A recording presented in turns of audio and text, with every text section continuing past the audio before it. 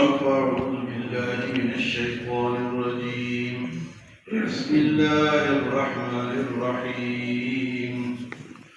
عسى ربه إن طلقكن أن يبدله أزواجا خيرا منكن مسلمات مؤمنات قانتات تائبات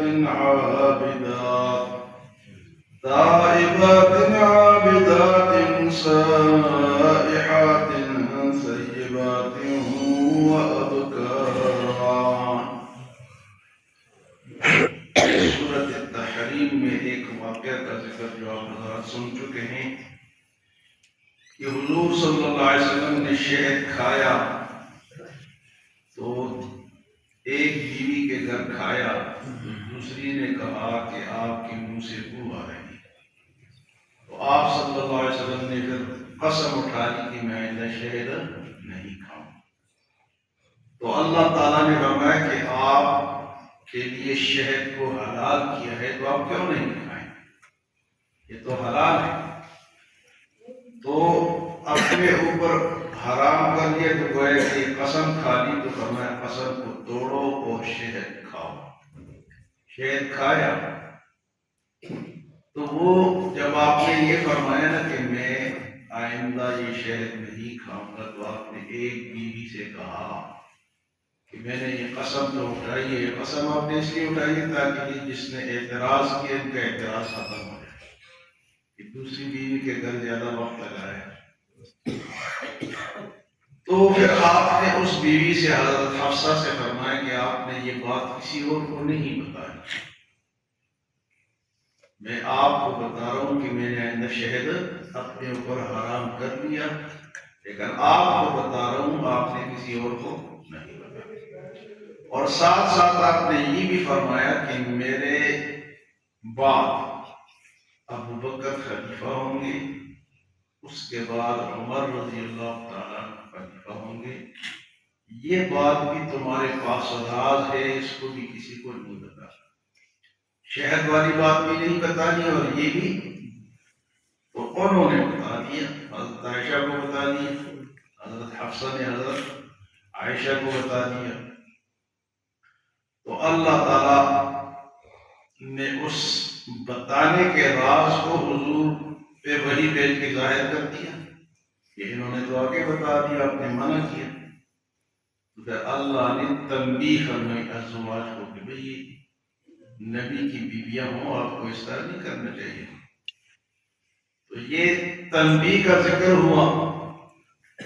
اس کے بعد فرمایا کہ حضور صلی اللہ علیہ وسلم کے مددگار جو ہے اللہ ہے. فإن اللہ هو مولاه وجبریل وصالح المؤمنین والملائکۃ بعد ذلک ظہیر. یہ سارے حضور کے مددگار ہیں. اگر آپ تنگ کرو گے تو اچھا نہیں ہوگا. تنبیہ فرمائی. اب آج کی جو آیت ہے اس میں مزید تنبیہ ہے کہ اے ازواج مطہرات, حضور کی بیویوں, تم گھمنڈ میں نہ آنا کہ ہم حضور کو تنگ کر دیں گے تو تم سے کوئی اور بیوی ان کو نہیں ملے گی. اللہ چاہے گا تو ان کو اور بیویاں عطا کر دے گا. اور ان کی صفات کیا ہوگی ان بیویوں کی جو آئندہ ہوں گی؟ تو فرمایا کہ عسیٰ ربہ ان طلقکن ان یبدلہ, قریب ہے اگر حضور تمہیں طلاق دے دے کر بات نہیں مانو گی اور راز کو افشا کرو گی, اگر طلاق دے دے. عسیٰ ربہ, قریب ہے کہ ان کا رب, حضور کا رب, ان طلقکن, آپ کو اگر وہ طلاق دے دے, ان یبدلہ, وہ اللہ ان کے لیے تبدیل کر دے اور بیویاں لے آئے. وہ کیسی ہوں گی؟ ازواجا خیرا منکن, جو تم سے بہتر ہوں گی, مسلمات, فرما بردار ہوں گی, مؤمنات, ایمان والیاں ہوں گی, قانتات, فرما بردار ہوں گی, عبادت کرنے والے, عابدات, عبادت گزار ہوں گی, صائحات, روزے رکھنے والی والے ہوں گی، ہجرت کرنے والی ہوں گی، صحیح بات ہے، خاون شدہ ہوں گی، خاون دیدہ یعنی پہلے ان کے خاون یا فوت ہو گئے یا طلاق دے دی، ایسی بھی ہوں گی، وہ ابکارا اور کنواریاں بھی ہوں گی۔ اگر آپ بات نہیں مانو گی، حضور کے ساتھ کوئی بھی اس قسم کی کمی نہیں تو اللہ اور دے دے گا، اور ان کی یہ صفات ہوں گی۔ کیا کیا صفات دی؟ مسلمات، مؤمنات، قانتات، طائبات، عابدات، صالحات، سیبات و ابکارا۔ تو حضور کو وہی بیویاں جو تھی وہی ملی اور نہیں ملی۔ اس کا مطلب ہے کہ یہ جو بیویاں تھی یہ سب سے بہتر تھی، یہ جو موجود تھی یہ سب سے بہتر تھی۔ تو یہاں اللہ نے عورتوں کی صفات بیان کی۔ کیا صفات کی؟ مسلمات، مسلمان عورتیں، مؤمنات ایمان والی، اللہ اور اللہ کے رسول پہ ایمان لانے والیاں، قانتات نماز پڑھنے والی، تابعداری کرنے والی، عابدات عبادت گزار، دن رات کو اللہ کی عبادت کرنے والی، صالحات روزے رکھنے والی اور ہجرت کرنے والی، صحیح بات ہے۔ صحیح بات اس عورت کو کہتے ہیں جس کا خاوند فوت ہو جائے یا جس کو طلاق ہو جائے، صحیح بات ہے۔ وہ ابکارا اور کنواری۔ تو یہاں صحیح بات ہے، اللہ پاک نے ایک عورت کی صفت بیان کی کہ وہ بھی صفت والی ہوتی ہے، جس کا خاوند فوت ہو جائے وہ کوئی ایسی ویسی نہیں ہوتی، اس کے اندر بھی صفت ہے۔ ہر بندہ، ہر انسان یا ہر جوان یہ چاہتا ہے کہ میں شادی کروں تو کنواری سے کروں۔ تو حضور صلی اللہ علیہ وسلم کی ایک زوجہ محترمہ کنواری تھی، حضرت عائشہ، باقی سب کی شادیاں ہو چکی تھی یا بیوہ تھی۔ تو صحیح بات جو ہوتی ہیں ان کے ساتھ بھی شادی ہو سکتی ہے۔ تو یہ حضور کی سنت ہمارے سامنے ہے کہ آپ کی پہلی بیوی حضرت خدیجہ کے دو خاوند پہلے فوت ہوئے، دو خاوندوں کے بعد حضور نے ان سے شادی کی۔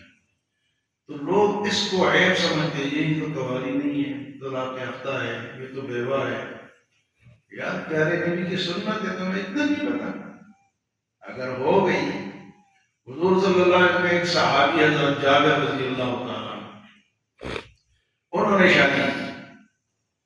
تو حضور صلی اللہ علیہ وسلم نے پوچھا، جابر تم نے شادی کر لی؟ کر لی۔ کس عورت سے؟ کہ یہ بڑی عمر کی عورت ہے، پہلے سے وہ شادی شدہ تھی۔ تو آپ نے فرمایا کنواری سے کرتے؟